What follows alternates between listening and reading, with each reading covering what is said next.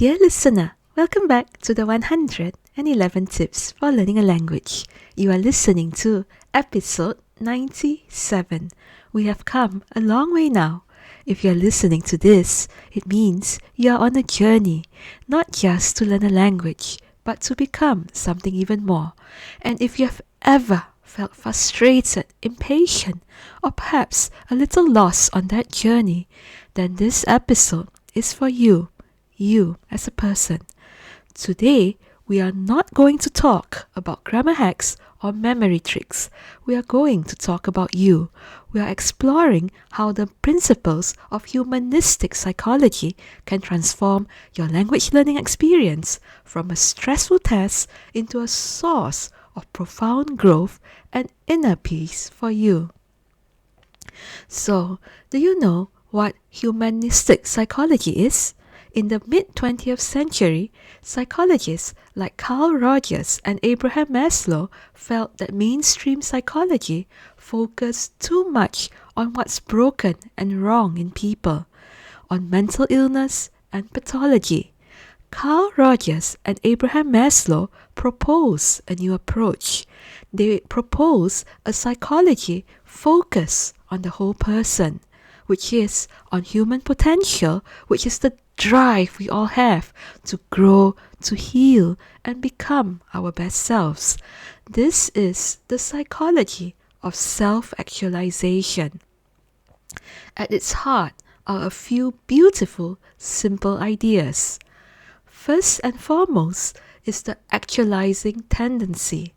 We all have an innate driving force to grow, to develop, and to realize our potential.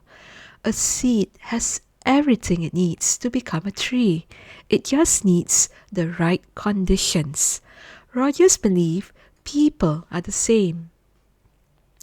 The second idea is based on the hierarchy of needs by Maslow. We can't strive for creative, fulfilling work or what is termed self-actualization if our basic needs for safety, belonging, and esteem aren't met. Lastly, we have the very human idea of unconditional positive regard. This idea believes that growth happens best in an environment where we feel accepted, valued, and supported without judgment. Now let's take these ideas off the textbook page and into your language learning life. I want you to imagine me not as a podcast host, but as a friendly guide, sitting across from you, seeing the effort you're putting in and the weight you might be carrying. Let's discuss the first principle. Your actualizing tendency wants to learn. That desire you have to learn Spanish or Korean or French, that's not random. That's your actualizing tendency in action. It's your innate drive to expand, to connect, to understand more of the world and more of yourself. The traditional way. We often treat this desire as a problem to be solved. I need to fix myself. I need to fix my lack of understanding. This turns learning into a struggle against yourself. But what if you viewed it the humanistic way? Trust that this desire is natural and healthy. Your job isn't to force learning, but to create the conditions for it to flourish.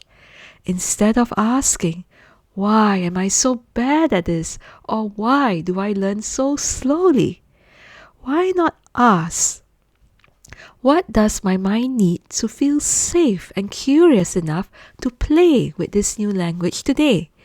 This shift alone, from forcing to nurturing, can dissolve immense pressure.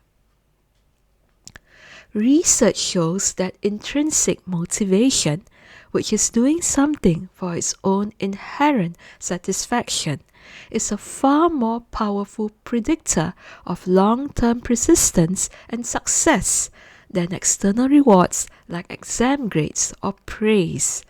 Your desire to learn is the engine. Humanistic psychology just teaches you to listen to it, and to trust it. Principle 2. Your hierarchy of needs in the classroom. Think about Maslow's pyramid. Can you really be expected to master the subjective mood if you're feeling anxious, insecure, or afraid of looking foolish? Of course not. Your brain's primary job is safety, not verb conjugations. The affective filter. Linguist Stephen Krashen proposed a theory that perfectly aligns with this. He said that a high affective filter, meaning anxiety, stress, or low self-esteem, acts like a mental barrier. It prevents input from reaching the parts of your brain that acquire language. When your need for psychological safety isn't met, learning simply can't happen efficiently. The evidence.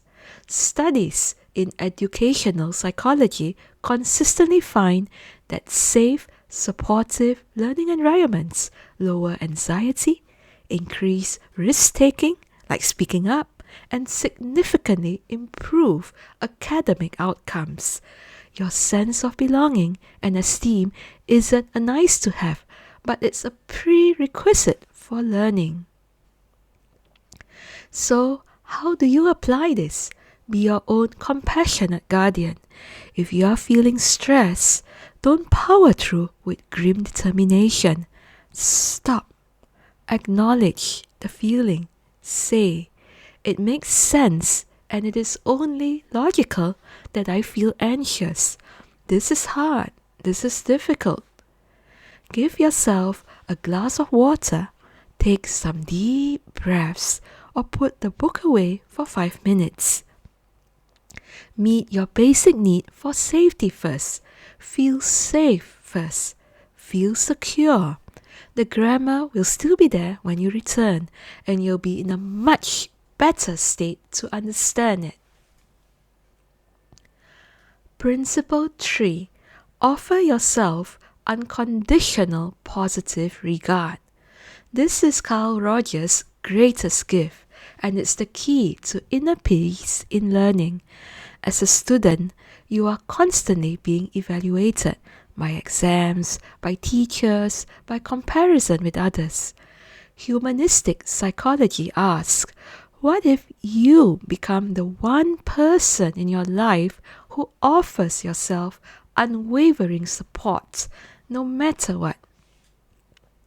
What it is? It means separating your worth from your performance. Making a mistake does not make you a bad language learner. It makes you a learner, period. It means congratulating yourself for the courage to try, regardless of the outcome. How to practice. After a language exchange, instead of cataloging your errors, try this. I am so proud of myself for showing up and trying. I communicated. That was brave. Now, this isn't delusional. It's strategic. It lowers your affective filter and makes you more resilient and likely to try again the next time. This self-compassion isn't weak. It's wise. Research by Dr. Kristin Neff has shown that self-compassion is strongly associated with greater emotional resilience, lower anxiety, and a more sustainable growth mindset. When you stop beating yourself up for being a beginner, you free up all that mental energy for actual learning. Bringing it all together. The path to peace. Learning a language humanistically means trusting your innate desire to learn, prioritizing your emotional safety as a non-negotiable part of the process, and lastly, supporting yourself with the same kindness you offer to a dear friend. When you do this, something amazing happens. The goal slowly shifts from achieving fluency to just enjoying the process of becoming. And in that shift, you achieve peace. You find peace. You stop fighting yourself. The language stops being a mountain to conquer and becomes a landscape to explore. You are not a machine to be programmed with vocabulary. You are a super sedan which starts slow and steady. You are a whole person, mind, heart, and spirit, on a journey of growth. Honor that. Nurture that. The language will come, I promise, and you'll enjoy the journey so much more. Until the next time, be gentle with yourself. You're doing beautifully. Namaste.